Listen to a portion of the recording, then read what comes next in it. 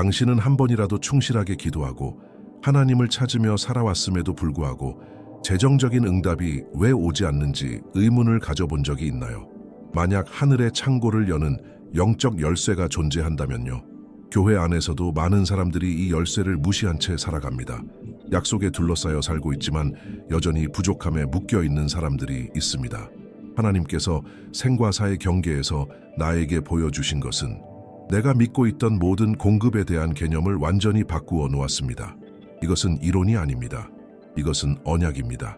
오늘 그 계시가 당신에게 전해집니다. 끝까지 함께하세요. 당신이 듣게 될 이야기는 수년 동안 당신의 삶을 묶어온 고리를 끊을 수 있습니다. 내 심장이 멈추고 시간이 내게서 사라진 그 순간 두려움은 없었습니다. 말로는 형용할 수 없는 강력한 임재만이 있었습니다. 순식간에 나는 영광 앞에 섰습니다. 상징이 아닌 살아있는 실체로서의 영광.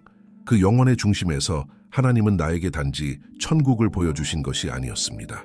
그분은 나를 하나의 계시로 이끄셨고 그 계시는 오늘까지도 울려 퍼지고 있습니다. 의심과 결핍 속에 살아가는 자들을 위한 영적 천둥처럼 하나님은 분명하고도 직접적으로 내게 말씀하셨습니다. 아들아, 내 백성 가운데 일어나는 일을 보아라. 그들은 기적을 구하고 해방을 구하고 나의 손을 찾고 있지만 여전히 나의 약속을 작동시키는 원리를 이해하지 못하고 있다. 그 순간 내 영혼은 자연의 눈으로는 볼 수 없는 장면으로 인도되었습니다. 교회와 가정, 기도하는 마음 뒤에 숨겨진 영적 세계. 그곳에서 하나님은 재정 언약의 비밀이라 부르신 원리를 계시하기 시작하셨습니다. 그것은 돈에 관한 것이 아니라 영적 위치에 대한 것이었습니다. 하나님은 말씀하셨습니다. 지금 너에게 보여주는 것은 너만을 위한 것이 아니다. 응답 없이 외치고 받지 못하고 언약 밖에서 주는 자들 모두를 위한 것이다. 바로 그 영원한 침묵 속에서 모든 것이 시작되었습니다. 하늘의 그 장면을 바라보던 중 하나님은 나를 가슴 아픈 환상으로 이끄셨습니다. 내 앞에는 두 무리의 신자들이 있었습니다. 둘 다 예배했고 기도했고 금식했습니다. 그러나 영적 세계에서만 볼 수 있는 뚜렷한 차이가 있었습니다. 첫 번째 무리는 천사들로 둘러싸여 있었습니다. 천사들은 바구니를 들고 있었고 그 안에는 공급, 열린 문, 치유, 계약, 응답이 가득했습니다. 하늘이 그들 주위에서 자유롭게 움직이는 것 같았습니다. 그러나 두 번째 무리 또한 천사들로 둘러싸여 있었지만 그들의 천사들은 빈손이었습니다. 아무런 축복도 없고 움직임도 없고 단지 정적인 존재. 마치 행동이 제지당한 듯 했습니다. 놀란 나는 주께 물었습니다. 아버지, 왜입니까? 그들도 주의 자녀입니다. 그들도 외치고 금식하고 진심으로 주를 찾습니다. 왜 그들의 천사들은 아무 일도 하지 못하는 것입니까? 하나님은 내 영 안에 지금도 불타오르는 분명한 음성으로 대답하셨습니다. 그들의 손을 보아라, 아들아. 그 손을 내게 보여다오. 내가 보았을 때 이해했습니다. 축복을 운반한 천사들에게 둘러싸인 자들은 손을 펴고 있었습니다. 그들은 관대했습니다. 심고 존중하고 풀어주었습니다. 반면 빈손의 천사들에 둘러싸인 자들은 손을 꼭 쥐고 있었습니다. 두려움, 의심, 결핍에 붙잡혀 다친 손. 그러자 하나님은 말씀하셨습니다. 내 백성이 약속이 없어서 고통받는 것이 아니다. 언약을 이해하지 못해서 고통받고 있다. 다친 손은 열린 하늘을 막는다. 하나님은 한 이야기를 상기시켜 주셨습니다. 곱씹을수록 그 안에 곱절의 영적 원리를 담고 있는 이야기, 사르밧 과부의 이야기. 그녀는 생존의 끝자락에 있었습니다. 풍요도 안전도 대안도 없었습니다. 그녀의 집은 부족함의 전형이었습니다. 밀가루 한 줌, 기름 조금, 그리고 마지막 빵을 먹고 죽을 거라는 확신. 바로 그 상황 속에 하나님은 한 선지자를 보냈습니다.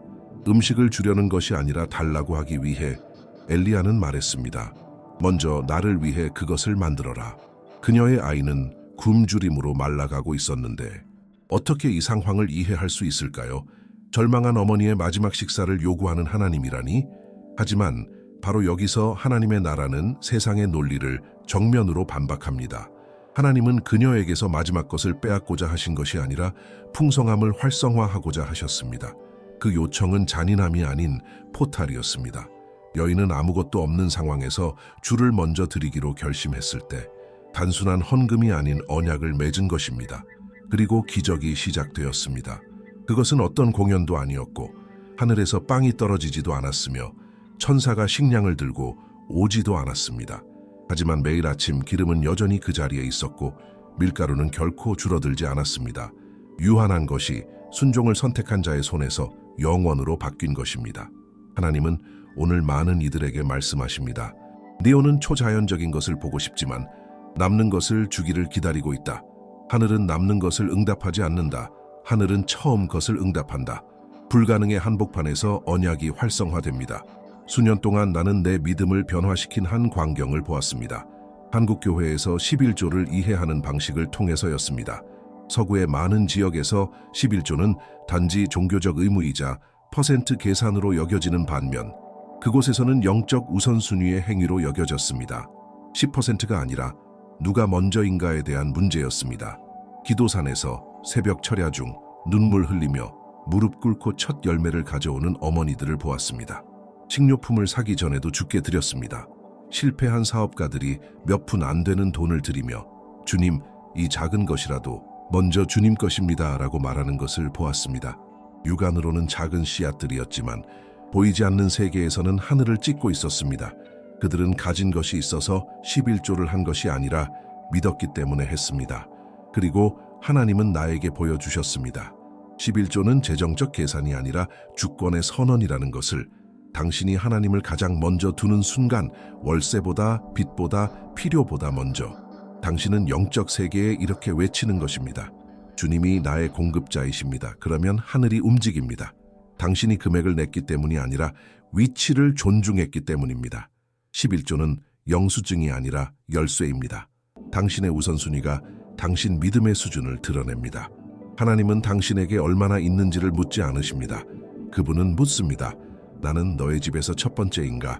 하나님이 첫 번째가 될 때 나머지는 질서를 찾습니다. 기적은 질서에서 시작됩니다. 나는 오늘도 그 장면을 기억합니다. 어깨는 빚의 무게에 짓눌려 교회로 들어온 한 남자. 사업이 망하고 친구도 잃고 신용도 잃고 희망도 잃은 자. 그의 눈에는 수치심이 가득했지만 그 폐허 한복판에서 그는 이렇게 말했습니다. 목사님, 저는 아무것도 없습니다. 그러나 하나님이 제게 단 몇 개의 동전만 주셔도 11조를 하겠습니다. 적더라도 주님이 먼저입니다. 나는 그와 함께 기도했습니다. 그리고 그 제단 위에서 그는 단지 돈을 드린 것이 아니라 결정을 드렸습니다. 헛된 번영이 아니라 깊은 신실함의 언약. 그 순간 하늘이 움직이기 시작했습니다. 3달 후 그 남자는 다시 왔습니다. 그러나 그의 눈은 이제 빛나고 있었습니다. 한 번도 만나본 적 없는 사람이 그를 찾아와 사업 제안을 했고 1년 만에 모든 빚이 청산되었습니다. 3년 후 그는 여러 회사를 운영하게 되었습니다. 그리고 그 모든 회사에는 한 원칙이 새겨져 있었습니다. 하나님이 먼저. 이것은 우연이 아니었습니다. 운도 아니었습니다. 이것은 언약이었습니다. 시험받은 신실함이 하늘에서 존중받은 것입니다. 당신이 하나님을 시작점으로 삼을 때 하나님은 끝을 책임지십니다. 그리고 폐허는 증언으로 바뀝니다. 지금 이렇게 선포하세요. 나는 언약의 11조자입니다. 이건 단지 문장이 아니라 영적 세계에서의 선언입니다. 열린 하늘 아래 살기로 결정한 자의 표식입니다. 언약은 남는 것으로 시작되지 않습니다. 신뢰하기로 결심할 때 시작됩니다. 그 20분의 시간 박 체험 속에서 하나님은 내게 깊은 영적 실제를 보여주셨습니다. 성도가 11조를 드리는 바로 그 순간 하늘에서는 우리가 상상하는 것 이상이 벌어집니다. 11조는 단순한 재정적 전달이 아니라 하나님의 보좌 앞에서의 법적 선언입니다. 하나님은 나에게 보여주셨습니다. 내 자녀 중 하나가 첫 열매를 구분해 충실하게 드릴 때 하늘은 그 행위를 통치의 공개 고백으로 기록한다. 바로 그 순간 천사들이 명령을 받습니다. 단 한 명이 아닙니다. 여러 명입니다. 그들은 특정한 목적을 위해 지정됩니다. 공급, 보호, 접근, 호의, 신적 연결, 그리고 곱절의 축복. 11조는 명령을 발동시키는 열쇠입니다. 그것은 영적 세계에 이렇게 말하는 것과 같습니다. 나의 재정은 우연에 속한 것이 아니다. 하나님의 권위 아래에 있다.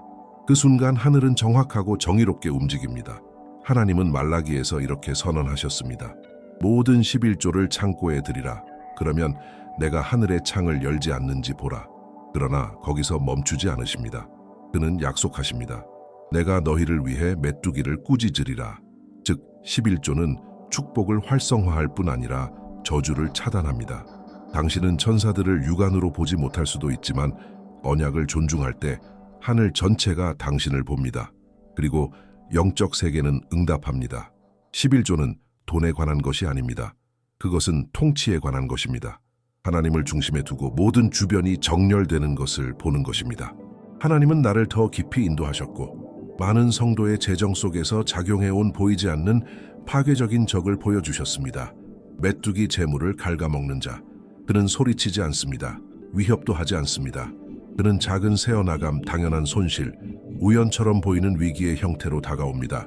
그러나 그것은 우연이 아닙니다. 그것은 영적 뿌리를 가진 것입니다. 그것은 메뚜기의 역사입니다. 이 영은 조용한 도둑처럼 작동합니다. 돈을 받았는데도 한 달이 끝나기도 전에 사라집니다. 차가 고장나고 비싼 약이 필요해지고 오래된 빚이 다시 떠오릅니다. 투자가 실패합니다. 그리고 당신은 이렇게 묻습니다. 어떻게 이럴 수 있지? 나는 벌지만 결코 앞으로 나아가지 못한다. 이것은 이름이 있습니다. 영적 뿌리가 있습니다. 메뚜기의 역사입니다. 주님은 권위 있는 음성으로 나에게 말씀하셨습니다. 내 백성이 11조를 드릴 때 나는 단지 축복하는 것이 아니다. 나는 일어나 말한다. 그만, 내가 직접 메뚜기를 꾸짖는다. 내가 직접 적이 자유롭게 행동하려 했던 그 경계의 선을 긋는다. 이것을 깨닫기 전 나도 싸웠습니다. 사역의 초기 몇 년 우리는 단 5명이 천막에 모여 있었습니다. 월급도 생계도 음식도 거의 없었습니다. 그러나 나는 하나님께 서원했습니다. 주님, 어떤 것이든 받게 된다면 그 첫 번째는 주님 것입니다. 그리고 그 서원 속에서 기적이 시작되었습니다. 먼 곳에서 사람들이 헌금을 보내기 시작했습니다. 문이 열렸습니다. 부족은 초자연적인 풍요로 바뀌었습니다. 교회는 성장했고 메뚜기는 잠잠해졌습니다. 만약 당신이 이 손실의 순환 속에 살고 있다면 지금 이렇게 선포하세요. 메뚜기는 더 이상 내 집에 접근할 수 없다. 이것은 언약 안에서의 당신의 자리매김의 시간입니다. 하나님은 그 모든 영적 현실을 보여주시면서 내 마음을 불붙이는 장면을 보여주셨습니다. 그분은 갑자기의 하나님이십니다. 수년간의 신실함, 조용히 심은 씨앗들, 순종과 섞인 눈물들. 그 이후 하늘은 갑자기 움직이기 시작합니다. 그리고 하나님이 결정하실 때 그 어떤 것도 막을 수 없습니다. 그 환상 속에서 나는 오랫동안 눈에 띄는 결과 없이 11조를 해온 사람들을 보았습니다. 모든 것이 정체된 것처럼 보여도 그들은 충실했습니다. 그런데 갑자기 계약이 찾아오고 문이 열리고 뜻밖의 자원들이 풀렸습니다. 그것은 점진적이지 않았습니다. 그것은 갑작스러운 은혜의 폭발이었습니다. 그리고 주께서 강한 음성으로 말씀하셨습니다. 내 자녀들에게 말하라. 나는 갑자기의 하나님이다. 많은 이들이 적은 것에 신실했으니 이제는 많은 것이 순식간에 풀릴 것이다. 이것은 수사학이 아닙니다. 이것은 성경적 패턴입니다. 아브라함을 기억하세요. 그는 25년간 아들의 약속을 믿었습니다.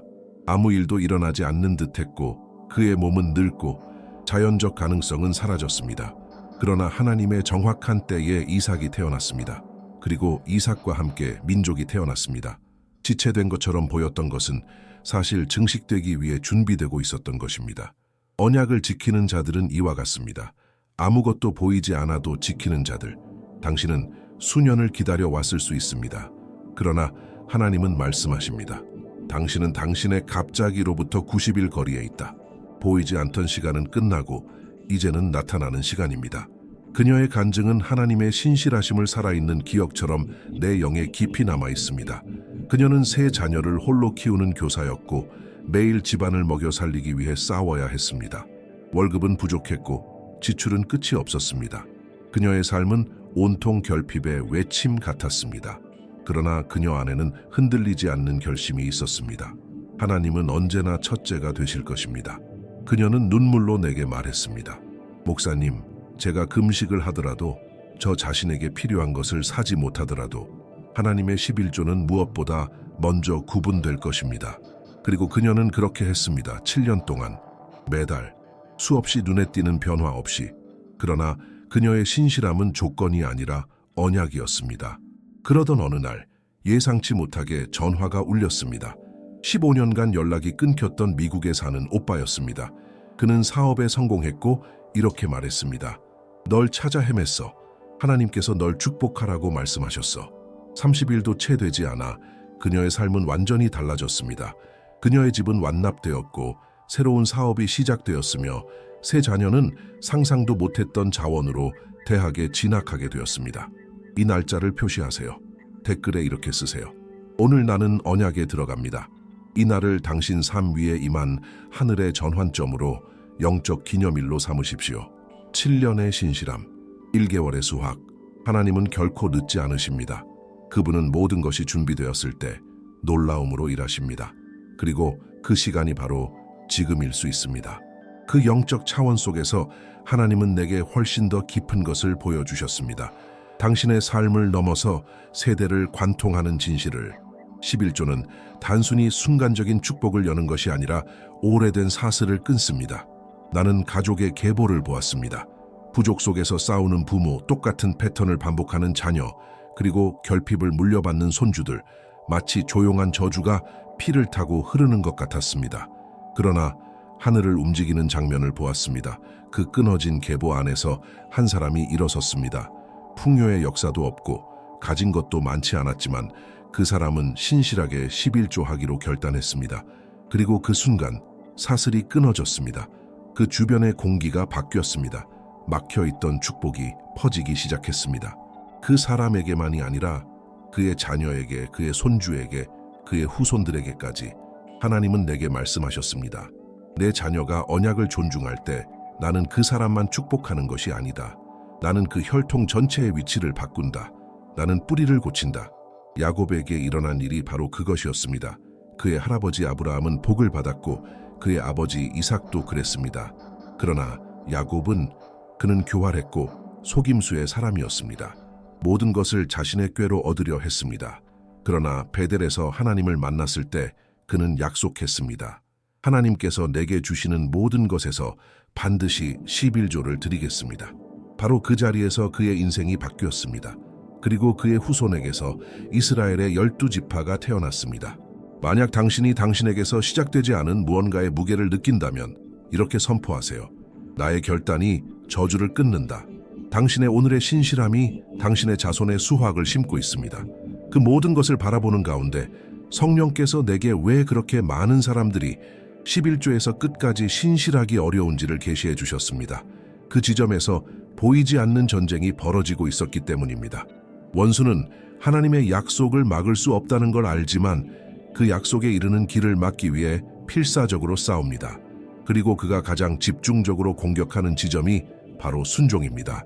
그는 이렇게 속삭입니다. 지금은 안 돼. 형편이 나아지면. 이번 달은 너무 빠듯해.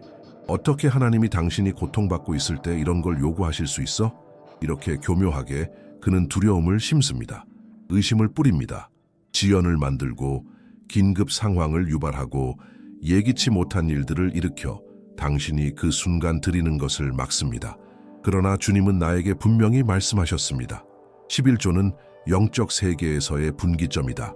내 백성이 그 자리에서 나아가면 원수는 그들의 재정에 대한 법적 접근 권한을 잃는다. 그래서 원수는 그 지점에 그토록 집착하는 것입니다. 그는 알고 있습니다. 신실하게 11조 하는 신자는 어둠에 대해 위협이 된다는 것을. 언약이 있는 곳에 보호가 있고 순종이 있는 곳에 해방이 있기 때문입니다. 전쟁터는 당신의 지갑이 아닙니다. 당신의 마음입니다. 문제는 돈이 아니라 당신의 운명입니다. 지금 나와 함께 기도하세요. 믿음으로 이렇게 선포하세요. 예수님의 이름으로 나는 모든 두려움, 모든 결핍, 나의 재정에 대한 모든 거짓말과 단절한다. 나는 신실한 11조자로 자리매김한다. 메뚜기는 더 이상 접근할 수 없다. 축복이 풀렸다. 원수가 하나님의 음성보다 더 크게 외치도록 허용하지 마십시오. 당신의 결단이 이 순환을 끊습니다. 이제 주께서 당신에게 묻고 계십니다. 이 질문은 감정적인 것이 아니라 영적인 것입니다. 당신은 계속 언약에 대해 듣기만 할 것입니까? 아니면 그 일부가 되시겠습니까? 이 시점에서 당신은 이미 알게 되었습니다. 11조는 금액의 문제가 아니라 통치의 문제라는 것을, 이것은 종교 시스템이 아니라 영적 열쇠라는 것을. 이제 질문은 이렇습니다. 하나님께서 하늘을 여실 수 있는가가 아니라 당신이 그 열린 하늘 아래에 당신 삶을 세우겠는가? 수학은 자동이 아닙니다. 호의는 동정심으로 활성화되지 않습니다. 그것은 결단으로 활성화됩니다. 파산한 사업가의 삶을 바꾼 것이 바로 그것이었습니다. 그 교사의 인생을 변화시킨 것도 그것이었습니다. 가문 전체의 저주를 끄는 것도 그것이었습니다. 그들은 모두 하나의 선택을 했고 그 선택이 모든 것을 바꾸었습니다. 하나님은 당신이 많이 가지기를 기다리시는 것이 아닙니다. 그분은 당신이 그분을 첫째로 두기를 기다리십니다. 언약은 풍요로 시작되지 않습니다. 믿음으로 시작됩니다. 이렇게 말하는 믿음, 주님, 무엇보다 먼저 주님을 존귀히 여깁니다. 바로 그 순간 보이지 않는 세계가 움직입니다. 지금 담대히 선포하세요. 나는 언약의 자녀다. 하늘은 내 위에 열려 있다. 이 문장을 선언으로 만드십시오. 돌파의 영적 외침으로. 이상적인 때를 기다리는 것이 아닙니다. 기적이 드러나는 환경을 만드는 것입니다. 순종은 곱절의 토양입니다. 오늘 당신은 전환점 앞에 서 있습니다. 그리고 그 반대편에는 수년간 기다려온 해방이 있습니다. 이제 함께 기도합시다. 공허한 말이 아니라 하나님의 보좌에 울려 퍼지는 선언들로 어디에 있든지 육의 눈을 감고 영의 눈을 여십시오. 지금 이 순간 당신의 삶 위에 임하는 영광의 무게를 느껴보세요. 나와 함께 이렇게 믿음으로 힘있게 선포하세요. 예수님의 이름으로 나는 선언합니다. 나는 신실한 11조자입니다. 나는 내 첫 열매로 주를 존귀히 여깁니다. 하늘의 창문이 내 위에 열려 있습니다. 천사들이 내 편에 보내졌습니다. 메뚜기는 꾸짖기셨습니다. 초자연적인 곱절이 내게로 오고 있습니다. 가난, 결핍, 두려움은 더 이상 내 집을 다스리지 않습니다. 하나님의 축복이 내 세대 안에 세워졌습니다. 내 자녀들과 손주들은 풍성함 가운데 걸을 것입니다. 내가 손을 대는 모든 것은 형통할 것입니다. 나는 부족함이 없을 것입니다. 왜냐하면 나는 공급의 하나님과 언약을 맺었기 때문입니다. 아멘. 이제 이 말씀을 열린 마음으로 받으십시오. 나는 당신의 삶을 축복합니다. 당신의 집을 축복합니다. 당신의 재정, 꿈, 사업, 건강, 미래를 축복합니다. 묶여있던 모든 것이 지금 풀어지기를, 오래된 문들이 열리기를, 계약들이 오기를, 잃어버린 유산이 돌아오기를, 당신 위에 평강이 임하기를. 이 메시지를 영적 돌파가 필요한 누군가와 나누세요. 그리고 아직 이 채널에 등록하지 않으셨다면 지금 등록하세요. 하나님의 마음에서 온 이런 말씀이 계속해서 당신에게 전해질 것입니다. 그리고 당신의 기적이 도착할 때 반드시 도착할 것입니다. 이곳에 다시 와서 간증하세요. 하나님의 말씀이 살아있다는 것을, 신실함이 여전히 보상받는다는 것을.